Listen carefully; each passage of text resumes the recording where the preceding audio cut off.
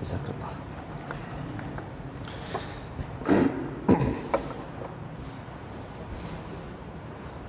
Assalamualaikum warahmatullahi wabarakatuh.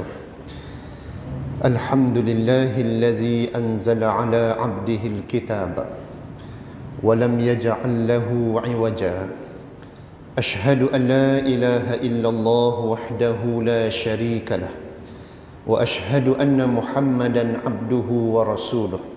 Allahumma salli wa sallim wa barik ala habibina Muhammad wa ala alihi wa ashabihi wa man tabi'ahum bi ihsanin ila yaumiddin, amma ba'd.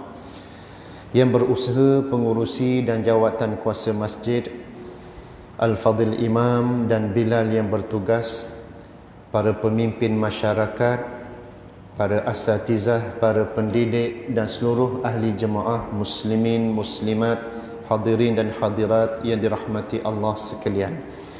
Pertamanya, marilah sama-sama kita memanjatkan rasa puji dan syukur kehadrat Allah Subhanahu wa taala kerana kita pada saat ini masih dalam naungan nikmat iman dan Islam.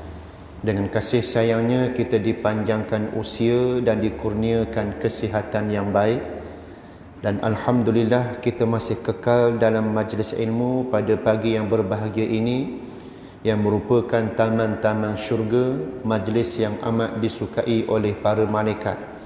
Malaikat berdamping dengan golongan yang sedang menuntut ilmu, bahkan mendoakan rahmat dan keampunan bagi golongan yang sedang menuntut ilmu. Mudah-mudahan kita semua mendapat nikmat, keampunan dan rahmat di sisi Allah Subhanahu wa taala. Amin ya rabbal alamin. Pada pagi ini kita akan sambung pengajian tafsir kita. Kita masih dalam surah Al-Baqarah ayat yang ke-190. A'udzu billahi minasy syaithanir rajim. Bismillahirrahmanirrahim. وَقَاتِلُوا فِي سَبِيلِ اللَّهِ الَّذِينَ يُقَاتِلُونَكُمْ وَلَا تَعْتَدُوا إِنَّ اللَّهَ لَا يُحِبُّ الْمُعْتَدِينَ وَاقْتُلُوهُمْ حَيْثُ ثَقِفْتُمُوهُمْ وَأَخْرِجُوهُمْ مِنْ حَيْثُ أَخْرَجُوكُمْ وَالْفِتْنَةُ أَشَدُّ مِنَ الْقَتْلِ ولا تقاتلوهم عند المسجد الحرام حتى يقاتلوكم فيه فإن قاتلوكم فاقتلوهم كذلك جزاء الكافرين فإن انتهوا فإن الله غفور رحيم. Yang bermaksud, dan perangilah kerana menegakkan dan mempertahankan agama Allah akan orang-orang yang memerangi kamu, dan janganlah kamu menceroboh, yakni dengan memulakan peperangan, kerana sesungguhnya Allah tidak suka kepada orang-orang yang menceroboh. Dan bunuhlah mereka, yakni para musuh yang memerangi kamu, di mana sahaja kamu dapati mereka berada, dan usirlah mereka dari tempat yang mereka telah mengusir kamu. Dan ingatlah bahawa angkara fitnah itu lebih besar bahayanya daripada perbunuhan. Dan janganlah kamu memerangi mereka di sekitar Masjidil Haram sehingga mereka memerangi kamu di situ. Oleh itu, kalau mereka memerangi kamu di situ, maka bunuhlah mereka. Demikianlah balasan bagi orang-orang yang kafir. Kemudian jika mereka berhenti memerangi kamu, maka hendaklah kamu berhenti, kerana sesungguhnya Allah Maha Pengampun lagi Maha Pengasihan. Surah Al-Baqarah ayat 190 hingga ayat 192. Ayat yang kita baca pada pagi ini merupakan ayat Madaniyah, dan ia merupakan rentetan daripada ayat-ayat yang lalu. Bagaimana ayat yang lalu setelah Allah Subhanahu wa taala meletakkan dan juga menceritakan mengenai kelebihan bulan Termasuklah bulan Ramadan yang merupakan bulan yang menjadikan hamba-hambanya hampir dan dekat kepadanya, dengan melakukan ibadat berpuasa padanya, dengan melakukan amal-amal ketaatan yang lebih berbanding pada bulan-bulan yang lain. Maka di sini merupakan satu proses untuk penjanaan iman dan taqwa dalam kelangsungan hamba-hamba Allah dalam melaksanakan tanggungjawab sebagai hamba, sebagai khalifah Allah dan sebagai golongan yang menunaikan amanah Allah Subhanahu wa taala. Yang sekaligus gerak kerja itu adalah merupakan tanggungjawab seorang muslim sebagaimana yang diasaskan contohnya dan tauladannya oleh Nabi akhir zaman Muhammad sallallahu alaihi wasallam. Dan begitulah rentetan daripada ayat yang lalu ini. Allah Ta'ala menyusuli dengan ayat 190 dengan memberikan suatu keizinan untuk orang-orang yang beriman dalam mempertahankan kebenaran apabila kebenaran cuba dihalang ataupun prinsip kebenaran itu cuba dihancurkan. Maka di sana Allah memberi keizinan melalui ayat yang diturunkan pada ayat 190. Kerana ayat ini berkaitan dengan hukum jihad dan juga perjuangan fi sabilillah, yang adalah merupakan salah satu tanggungjawab orang Islam dalam menjaga kedaulatan agama Allah Subhanahu wa taala. Di sana ada dua jenis jihad. Satu jihad adalah yang melibatkan diangkatnya senjata ataupun penggunaan senjata memerangi orang kafir. Ini termasuklah jihad dalam pertahanan diri, iaitu apabila kita diserang oleh orang kafir, maka wajib kita mempertahankan diri kita daripada kebinasaan dan juga kemudaratan. Adapun satu lagi jihad ialah dari sudut jihad dalam bentuk dakwah, iaitulah dengan lisan, dengan menyampai, dengan memberi nasihat, dengan memberi peringatan, termasuk menyampaikan kebenaran ayat-ayat Allah Subhanahu wa taala mengenai tauhid, keesaan dan keagungan Allah Subhanahu wa taala. Apa-apa perjalanan dan gerak kerja yang melibatkan mengajak kepada yang baik, mencegah kemungkaran, juga merangkumi perkara jihad, merangkumi perkara yang dilihat sebagai suatu kerja dan suatu perbuatan yang besar di sisi Allah Subhanahu wa taala. Kerana ia merangkumi tanggungjawab khilafah, tanggungjawab kita iqamatuddin, kita tegakkan agama Allah. Maka di sini ia berkait rapat dengan suasana dan uruf sesuatu tempat tersebut. Contoh yang paling ketara di zaman kita, kalau di Palestin berhajat kepada mengangkat senjata apabila berhadapan dengan tentera Zionis Israel yang mengganas, yang menceroboh tempat suci umat Islam, Baitul Maqdis, seperti mana yang seringkali kita sebut sebelum ini.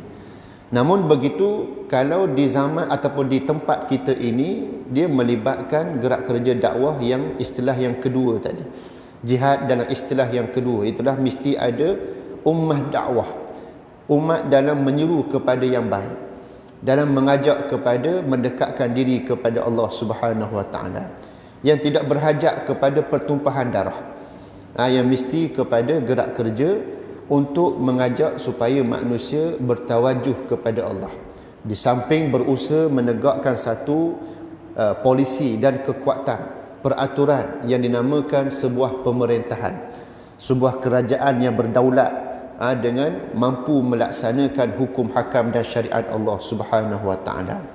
Maka di sini bagaimana ayat ini dalam memberi keizinan, khususnya di zaman Nabi sallallahu alaihi wasallam, apabila umat Islam diperangi dan diceroboh akan hak mereka. Khususnya yang pernah kita cerita pada minggu yang lepas, bagaimana Allah Subhanahu wa taala apabila memberi suatu gambaran mimpi kepada Nabi sallallahu alaihi wasallam untuk melaksanakan ibadat haji dan umrah. Di saat Rasulullah berada di Madinah dan umat Islam yang lain di kalangan muhajirin khususnya, mereka berada juga di Madinah, Dan waktu itu mereka amat merindui untuk melaksanakan umrah dan haji. Untuk melaksanakan dan juga mereka nak kembali ke tanah air mereka, untuk mengambil keberkatan Baitullahil Haram, iaitulah Kaabah yang dibina oleh Nabi Ibrahim yang mengasaskan syariat ibadat haji dalam kehidupan umat Islam. Namun apabila Nabi SAW memberitahu kepada para sahabat berkenaan dengan mimpi baginda itu, maka para sahabat begitu gembira tak terhingga. Sebab ibaratnya pucuk dicita ulang mendatang. Dah rindu lama dah tanah air, rindu lama dah bumi Mekah ni, bumi yang penuh keberkatan ini untuk melaksanakan ibadat umrah, ibadat haji. Maka mereka bersiap siaga untuk pergi ke sana, mengenakan ihram. Maka di situlah perkara ini ulama menghuraikan ataupun meriwayatkan ianya berlaku pada tahun ke-6 Hijrah, di mana para sahabat dan juga bersama Nabi SAW bergerak pergi ke mana? Pergi ke Mekah. Dalam perjalanan pergi ke Mekah sampai di sempadan, itulah di Al-Hudaybiyah, maka mereka disekat dan dihalang oleh puak-puak musyrikin, supaya mereka ini orang Islam tak dapat masuk ke bumi Mekah. Hasrat dan juga keinginan untuk melaksanakan ibadat itu terhalang. Sedangkan umat Islam pada waktu sudah mengenakan ihram, mesti tak dapat tidak selesaikan, mesti orang kata apa, sempurnakan ibadat tersebut, tetapi terhalang. Maka di sini ulama mengambil penafsiran pensabitan turunnya ayat ini, iaitulah antaranya berkaitan dengan peristiwa Al-Hudaybiyah. Dan ada ulama tafsir juga mengaitkan ayat ini dengan berkenaan apabila hak orang Islam di Mekah diceroboh oleh musuh-musuh Allah di kalangan orang musyrikin, dalam keadaan mereka pada waktu itu diberi keizinan untuk apa? Untuk pergi berhijrah ke Madinah, untuk mereka meneruskan gerak kerja jihad mereka, untuk menegakkan Islam dengan membina kekuatan sebagai sebuah pemerintahan. Maka sebab itulah ayat ini Allah Ta'ala menyebut waqatilu fi sabilillah, waqatilu fi sabilillahi allazina yuqatilunakum wa la ta'tadu, dan perangilah kerana menegakkan dan mempertahankan agama Allah akan orang-orang yang memerangi kamu, dan janganlah kamu menceroboh dengan memulakan peperangan. Allah Ta'ala mengajar bagaimana prinsip orang Islam, bahawa apabila diserang baru kita bangkit untuk berjihad mempertahankan Islam. Bukannya kita ni pergi serang orang, tidak. Islam bukan bertindak dengan keganasan. Di sini Islam lebih mengutamakan muwajahah silmiah ataupun berhadapan dengan secara aman.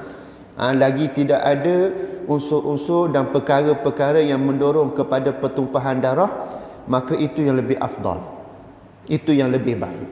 Namun apabila Islam diganggu-gugat, Islam diceroboh, Islam cuba diserang dan sebagainya, maka wajib umat Islam bangkit dengan membina benteng pertahanan dan juga mencari jalan untuk tidak menjadikan musuh-musuh Allah itu berjaya dalam menghancurkan dan memerangi Islam itu sendiri. Ini asas kepada kefahaman kita.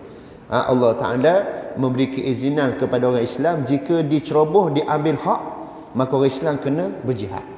Orang Islam tak boleh lock border saja, tak boleh biarkan musuh-musuh Islam untuk apa? Untuk menguasai orang Islam. Maka sebab itulah dari sudut maqasid asy-syar'iyyah telah pun dihuraikan oleh ulama dengan meletakkan kedudukan yang pertama ialah hifzuddin, jaga agama. Dalam jaga agama ni apa dia? Mesti pastikan Islam itu berdaulat, Islam itu ada kekuatan, Islam itu dalam keadaan terpelihara. Tidak boleh ada usaha-usaha di kalangan musuh-musuh Allah menguasai kedaulatan Islam itu. Maka sebab itulah kalau kita lihat ketika Rasulullah berada di Madinah, sudah mendapat suatu nikmat kuasa mentadbir dan memerintah, maka disitulah turunnya ayat keizinan untuk berperang. apabila orang-orang musyrikin yang cuba menghancurkan ataupun cuba menyerang Madinah. Maka berlakunya perang Badar. Perang Badar itulah antara keizinan Allah Ta'ala. Sedangkan hakikatnya Allah Ta'ala mengharamkan pertumpahan darah. Tapi bila mana ada usaha jahat dan juga usaha yang bersungguh-sungguh di kalangan orang kafir dalam menceroboh Islam, maka di sinilah halalnya darah orang kafir kepada orang Islam apabila orang kafir tadi menentang Islam. Adapun dari sudut jihad yang kedua kita huraikan tadi ialah menyeru kepada yang baik itu adalah merupakan lebih utama. Mengajak kepada yang baik, wa ya'muruna bil ma'ruf, ajak kepada yang baik itu merangkumi mengajak kepada kembali kepada Islam, kembali kepada bertuhankan Allah, itu yang lebih afdal. Jika urusan tersebut diganggu, disekat, dihalang, diceroboh dengan cara yang kejam dan zalim, maka disitulah keizinan Allah untuk umat Islam mempertahankannya. Cuma kalau kita perasan balik, apabila saat Nabi berada di Mekah sebelum hijrah, Nabi juga mengalami situasi diserang, dizalimi dan juga disekat dakwah baginda. Tetapi di sana belum turun keizinan Allah untuk berperang. Sedangkan pada sudut zahiriahnya sama tindakan musuh ni. Dia sekat dakwah Nabi, bahkan dia tangkap orang yang bersama dengan Nabi, bahkan ada yang kena bunuh, ada yang kena seksa. Tapi Nabi SAW tidak memulakan untuk berperang lagi. Kenapa? Di sini para ulama telah menghuraikan dengan menyatakan pada saat Nabi berada di Mekah, pada waktu itu Islam belum berdaulat dengan kuasa pemerintahan. Pada waktu itu Islam belum ada tapak lagi yang kukuh. Bila berada di Madinah, berhijrah ke Madinah, dapat kuasa pemerintahan, maka disitulah apabila diceroboh wajib untuk pertahankan kedaulatan Islam supaya tidak terlepas ke tangan musuh-musuh Allah.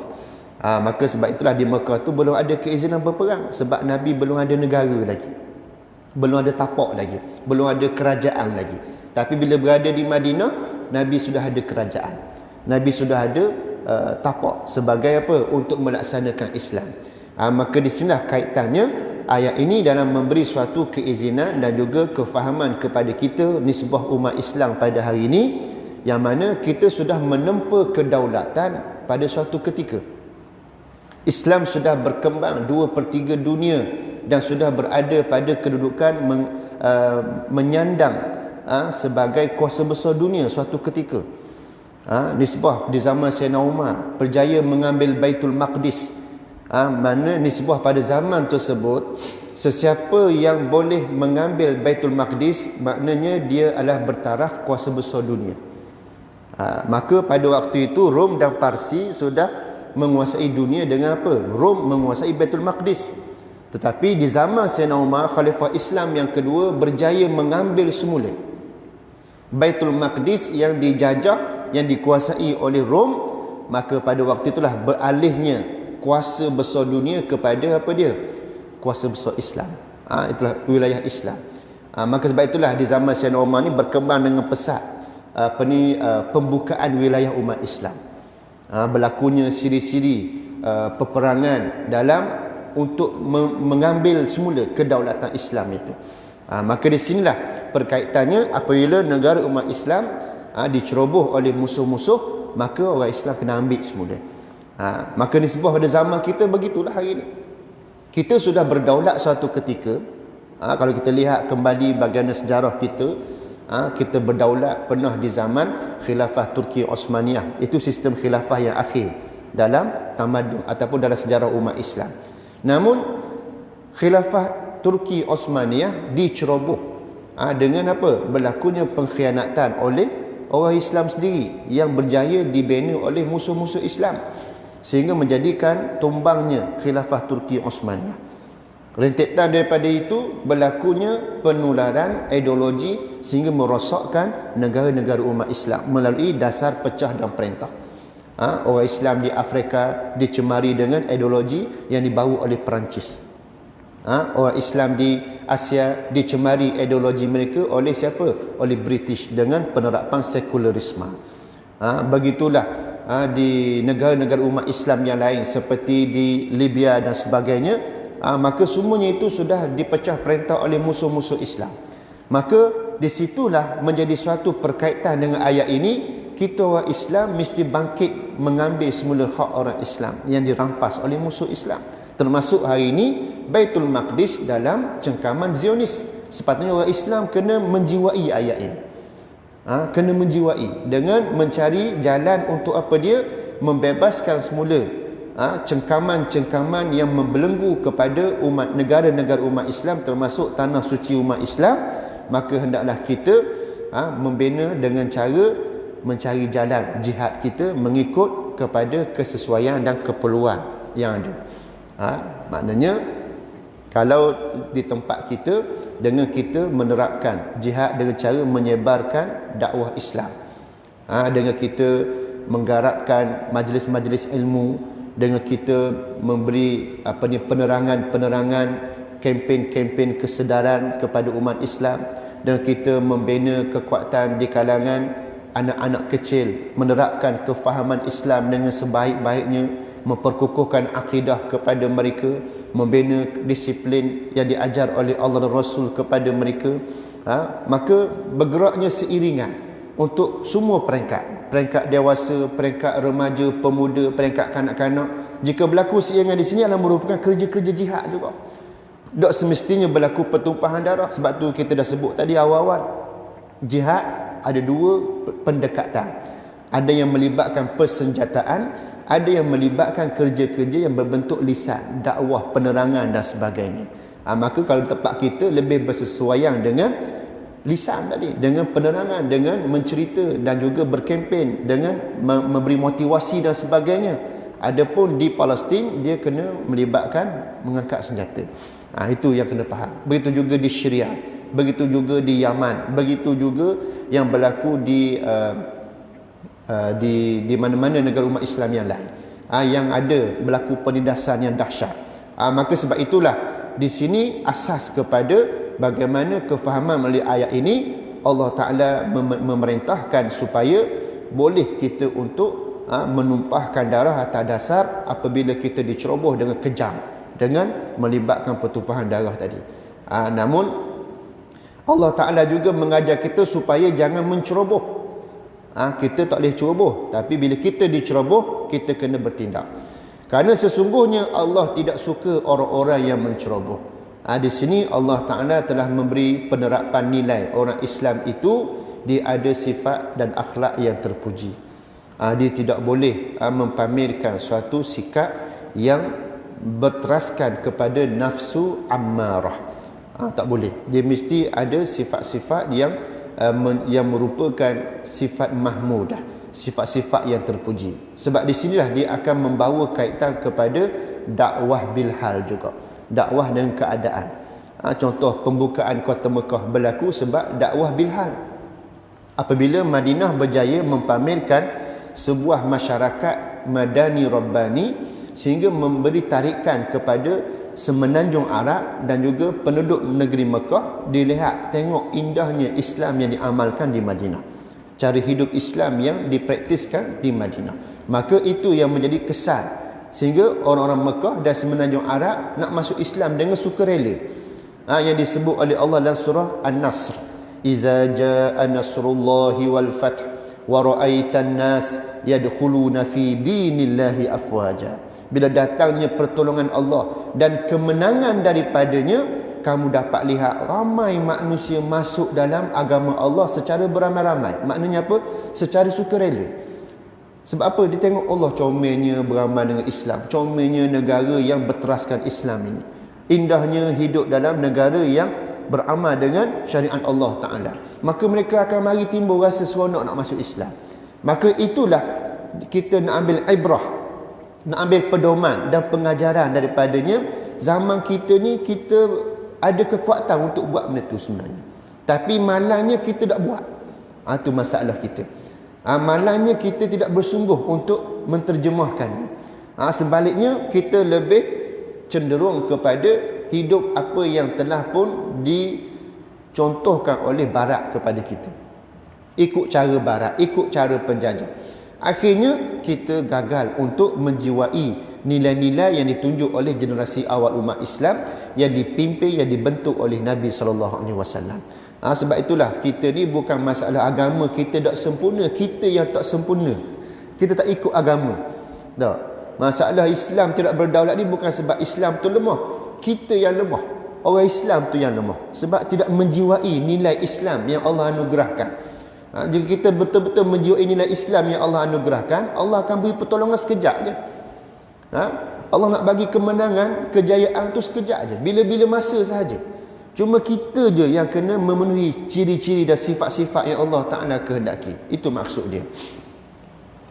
waqtuluhum haitsu saqiftumuhum wa akhrijuhum min haitsu akhrajukum, dan bunuhlah mereka, yakni musuh yang memerangi kamu, di mana sahaja kamu dapati mereka. Namun di sini bagaimana kesungguhan ataupun gerak kerja yang Allah perintahkan kepada orang-orang beriman apabila alang-alang dah diceroboh oleh para musuh Allah Ta'ala, maka kita orang Islam tak boleh buat sambil level. Maknanya kalau bahasa Terengganu kita cari siapa ke lubang cacing. Maknanya mu tebang sangat ceroboh Islam, mu tebang sangat serang Islam, mu tebang sangat mengganggu-gugat kedaulatan Islam. Maka kita orang Islam tak boleh biarkan musuh-musuh Allah Ta'ala ini bermaharaja dengan menceroboh umat Islam. Maknanya kita kena catah sehingga ke akar umbi dia. Tak. Maknanya nak selesai masalah yang merosakkan itu mesti cari di mana akar dia kat mana. Maka sebab itulah Allah Ta'ala kata apa dia? Waqtuluhum haitsu saqiftumuhum, dan bunuhlah mereka, musuh-musuh yang memerangi kamu itu di mana sahaja kamu dapati mereka berada. Jangan beri ruang sedikit pun untuk mereka ni ada kekuatan untuk menguasai kamu ataupun mengganggu-gugat kedudukan kamu. Dan usirlah mereka dari tempat yang mereka telah mengusir kamu. Maknanya di sini Allah Ta'ala memerintahkan kepada Nabi SAW dan juga kepada orang beriman di sebuah pada ayat ini ialah ambil semula kedaulatan orang Islam tadi. Maknanya bumi Mekah dahulunya berdaulat dengan syariat Allah di zaman Nabi Ibrahim AS. Namun apa yang masalah berlaku ialah penyelewengan setelah berlakunya senggang masa yang jauh sebelum kedatangan Nabi yang selepasnya. Namun penyelewengan di kalangan orang-orang Arab dengan melakukan syirik, dengan melakukan pertumpahan darah, dengan melakukan kehidupan yang tidak berteraskan apa yang Allah dan Rasul perintahkan. Lalu Nabi SAW diperintahkan Allah untuk apa dia? Ambil semula kedaulatan tadi, dengan meletakkan perjuangan supaya berdaulatnya Islam di kota Mekah. Sebab itu berlaku pembukaan kota Mekah yang kita ceritakan tadi. Namun sebelum berlaku pembukaan kota Mekah tadi, macam-macam berlaku. Ditindas, dizalimi pada peringkat awal. Kemudian Nabi berhijrah ke Madinah, 8 tahun di Madinah, barulah orang nampak jelira Islam itu apa dia, barulah Islam dapat bertapak semula di kota Mekah. Maka itu maksud dua dalam satu. Sama ada perangi dalam bentuk pertumpahan darah, ataupun perangi di sini ialah dengan berjaya menunjukkan satu contoh dan juga model yang terbaik sehingga mampu kembali semula ke tempat asal yang dahulunya diusir oleh orang-orang musyrikin. Sebab orang Islam diusir oleh orang musyrikin sebab itu berlaku hijrah. Ketika dah kemuncak orang Islam nak beramal dengan Islam di Mekah tu, lalu mereka diusir. Nabi juga diperangi untuk ditangkap dan dibunuh. Maka sebab tu Nabi berhijrah ke Madinah atas strategi ataupun arahan dan perintah Allah supaya membina kekuatan dan kembali semula ke Mekah untuk ambil tapak semula. Bukan pergi ke Madinah melarikan diri sebagaimana orang istilahkan hijrah itu pelarian. Ini satu istilah dan juga dakwaan yang salah. Ada setengah pihak yang telah pun berani berkata demikian. Orang tu orang Islam juga berkata begitu tu. Tak, kalau orang hak calik tiga dah itu tak berasa hati sangat. Ni hak cakap tu orang Islam juga. Maka atas dasar apa dia? Nampak jahilnya percakapan dengan percakapan yang demikian. Maka sebab itulah apabila Allah Ta'ala memerintahkan supaya apa dia? Kembali balik daripada tempat yang kamu usir, dan ingatlah bahawa angkara fitnah itu lebih besar bahayanya daripada perbunuhan. Dihuraikan pada nota kaki, maksud fitnah di sini ialah perbuatan syirik. Fitnah juga bermakna perbuatan orang-orang kafir bertindak ganas menindas orang-orang Islam dan menyekat kebebasan mereka menjalankan agamanya. Pada umumnya perkataan fitnah itu bermakna cobaan, gangguan, hasutan dan juga kekacauan. Maka di sinilah ayat Allah Ta'ala memberi suatu tuntutan dan juga satu perintahnya kepada kita. Jangan kita biarkan fitnah itu berlaku kepada kehidupan umat Islam. Sebab dosanya lebih besar daripada membunuh. Maknanya apa? Jika kita biarkan Islam diceroboh ni, maknanya kita tanggung dosa. Kita tanggung dosa. Itu maksud daripada ayat ni juga. Maknanya kalau kita, contoh macam kita biarkan Baitul Maqdis hari ni dikuasai oleh musuh, maknanya kita sedang menanggung di hadapan Allah Ta'ala. Menanggung dosa kita. Sebab tu perkara ni bukan perkara yang remeh. Tapi orang Islam hari ni dia tidak ada penghayatan dengan merasakan itu hak orang Palestin, bukan hak kita. Itu silap kita. Sebenarnya itu hak kita bersama, urusan kita bersama. Tapi susahnya kita nak dapat kesedaran tersebut. Sebab Allah dah kata dah, jika kedaulatan Islam diceroboh, timbul fitnah, maka kita menanggung dosa lebih besar dosa daripada membunuh lagi. Maknanya itu huraian ulama ada berkaitan dengan ayat ini. Contoh hari ini kita tengok, bila Bahrain, UAE telah pun mesra dengan membina hubungan diplomatik dengan Zionis Israel. Maka di situ telah menjadi fitnah. Fitnah, dosa ke atas mereka sebenarnya.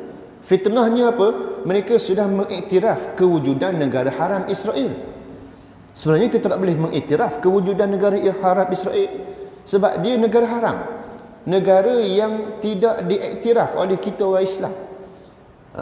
Bahkan banyak negara-negara dalam dunia ni tak mengiktiraf kewujudan Israel ni, negara Israel. Tapi hak sedihnya, di Timur Tengah negara orang Islam ada yang mengiktirafnya.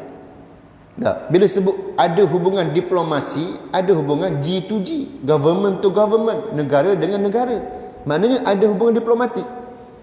Sepatutnya kita tak boleh biarkan, tak boleh kita adakan hubungan tu. Sebab mereka terang-terang negara haram. Kenapa negara haram? Kalau tengok sejarahnya, ialah orang Islam di Palestin sendiri juga silap. Sebab loba dengan harta, loba dengan keduniaan, mereka sanggup jual tanah-tanah mereka kepada Yahudi.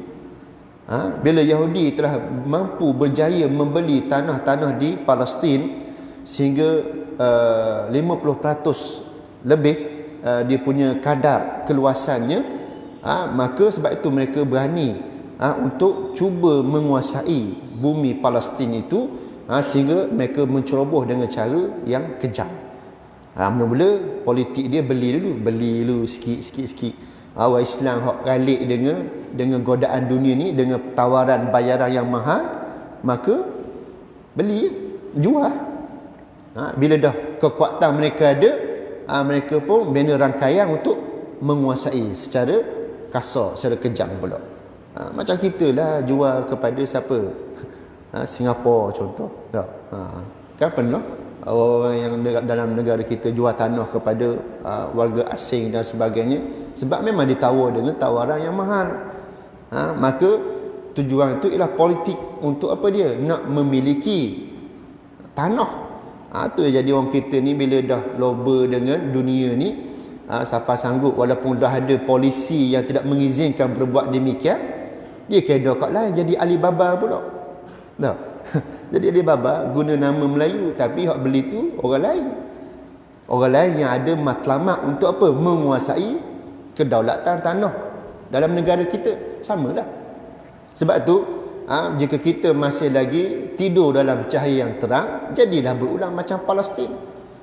Tanah-tanah rezak kita dikuasai oleh siapa dia? Mereka yang tidak ada hak sebenarnya. Namun muncullah di kalangan pemimpin-pemimpin negara ada yang jujur, yang masih lagi bertahan, masih lagi boleh dalam kawalan. Tapi kalau kata dalam lalai dan leka lagi, tak mustahil. Maknanya kedaulatan tanah umat Islam itu boleh diambil dan dirampas bila-bila masa saja akibat dari sikap orang Islam sendiri. Itu asas kepada berlakunya pencerobohan, berlakunya kepada kekejaman dan juga peperangan demi peperangan tadi. Maka sebab itulah Allah ajar kita supaya apa dia? Jaga supaya jangan timbulkan fitnah tadi. Jangan biarkan fitnah tadi merebak. Sebab apa? Dosanya lebih besar daripada membunuh, bahayanya. Memang pun bukan hanya tergadai tanah air, bahkan boleh membunuh saudara Islam yang lain bila tiba waktu dan saatnya. Dah, macam di Myanmar. Etnik Rohingya. Sebenarnya mereka satu bangsa yang dominan di sana suatu ketika, Arakan. Tapi diceroboh dengan cara tadilah bunga-bunga ataupun konsep yang sama. Mereka diceroboh dengan cara penguasaan tanah demi peringkat, lalu diceroboh dengan kejam, akhirnya tenggelam nama Arakan. Timbullah nama Myanmar dan sebagainya, dan mereka menguasai negara umat Islam tersebut. Dan janganlah kamu memerangi mereka di sekitar Masjidil Haram sehingga mereka memerangi kamu di situ. Ini sebuah ayat ini juga berkaitan jika dalam keadaan orang Islam berada di Masjidil Haram, maka cuba elakkan diri daripada berlaku pertempuran di Masjidil Haram, sebab itu tanah haram, tanah yang tak boleh bertumpahan darah. Tapi jika diceroboh, diserang pada waktu saat kamu sudah berdaulat dengan sebuah kuasa pemerintahan, maka kamu wajib berjihad walaupun terpaksa berlaku pertumpahan darah. Itu kaedah dia. Oleh itu kalau mereka memerangi kamu di situ, maka bunuhlah mereka. Demikianlah balasan bagi orang-orang yang kafir. Kemudian jika mereka berhenti memerangi kamu, maka berhentilah kamu.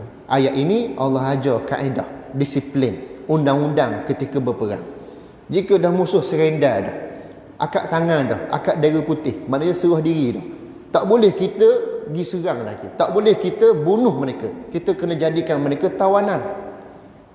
Tapi kalau kita pergi serang pula, dia akak dera putih dah pergi serang pula, pergi bunuh dia pula, maka di situ satu hukum pula timbul, dosa ke atas kita orang Islam. Pernah sahabat Nabi SAW membunuh seorang musyrikin ketika dalam satu peperangan. Lalu musyrikin tadi serenda dengan mengatakan apa dia? Asyhadu an la ilaha illallah wa asyhadu anna Muhammadar Rasulullah. Dia ucap kalimah syahadah dah. Lalu sahabat tadi bunuh juga musyrikin. Lalu hal ini dilaporkan kepada Nabi SAW dan Nabi mendengarnya, lalu Nabi marah. Nabi tanya, asyafaqta qalbah, mu belah ke dadanya, mu tahu ke yang dia tu berpura-pura masuk Islam? Nabi tanya sahabat dia, apa membunuh dia? Dia kata ni alasan dia nak selamat diri, dia ucap syahadah, dia kata. Sahabat tadi kata gitu. Lalu saya bunuh dia, wahai Rasulullah.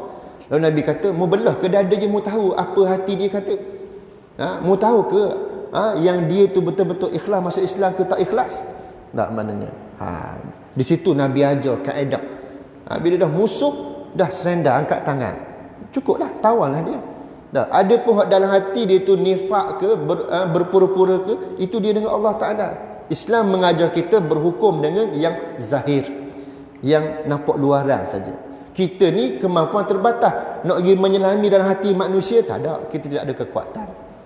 Sebab itulah dalam bab ini Allah dan Rasul mengajar kita bagaimana disiplin dan prinsip kita sebagai orang Islam. Maka sehinggalah Allah Ta'ala menyebut, jika mereka berhenti, maka hendaklah kamu berhenti, kerana sesungguhnya Allah Maha Pengampun lagi Maha Pengasihani. Barangkali jika mereka kat bendera putih berhenti, mungkin mereka tengok hebatnya Islam, mereka nak masuk Islam mungkin. Ataupun mereka lihat hebatnya Islam, walaupun mereka belum ada hidayah nak masuk Islam, tapi mereka reda untuk bernaung di bawah negara Islam walaupun mereka dalam keadaan kafir pun ada. Kan ulama telah menghuraikan kafir ni ada beberapa kategori kumpulan mereka. Kafir harbi, kafir muahad, kafir musta'man, kafir harbi, muahad, musta'man. Apa lagi satu lagi? Saya lupa nama. Kafir zimmi. Kafir zimmi satu lagi. Maka ini kategori mereka. Antaranya kafir zimmi, mereka boleh dan reda bernaung di bawah pemerintahan Islam, maka haram darah mereka ditumpahkan. Begitu juga dengan kafir musta'man, mereka yang minta perlindungan dengan negara Islam.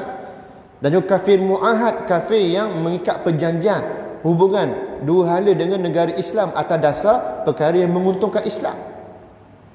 Yang diperangi ialah kafir harbi. Sebab mereka ni tak pernah ada usaha untuk berdamai dengan Islam. Sebaliknya mereka menentang Islam dan menceroboh Islam. Itu maksud dia. Maka sebab itulah bila Allah Ta'ala menyebut fa in tahau, jika mereka berhenti memerangi kamu, berhentilah kamu. Maknanya Allah ajar limit di situ, sempadan di situ, batas di situ.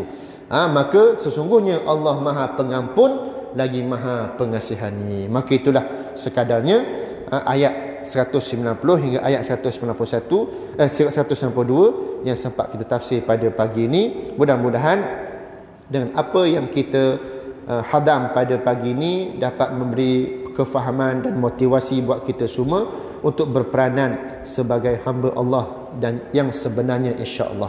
Mudah-mudahan kita semua dirahmati Allah dan diberkati Allah Subhanahu wa taala. Maka itulah sekadarnya daripada saya, yang baik datang daripada Allah, yang kurang atas kelemahan diri saya. Aqulu qawli hadza wa astaghfirullahal azim li wa lakum. Bismillahirrahmanirrahim. Alhamdulillahirabbil alamin. Hamdan yuwafi ni'amahu wa yukafi'u mazidah. Ya Rabbana lakal hamdu kama yanbaghi li jalali wajhika wa azimi sultanik.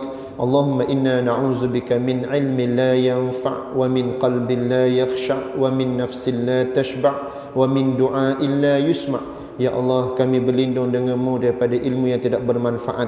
Kami berlindung denganmu ya Allah daripada hati yang tidak khusyuk. Kami berlindung denganmu ya Allah daripada nafsu tak pernah puas dengan nikmat duniamu. Dan kami berlindung denganmu ya Allah daripada doa yang tidak didengari olehmu ya Allah. Rabbana atina fid dunya hasanah wa fil akhirati hasanatan wa qina azabannar. Wa sallallahu ala Muhammadin wa ala alihi wa sahbihi wa baraka wa sallam. Walhamdulillahi rabbil alamin.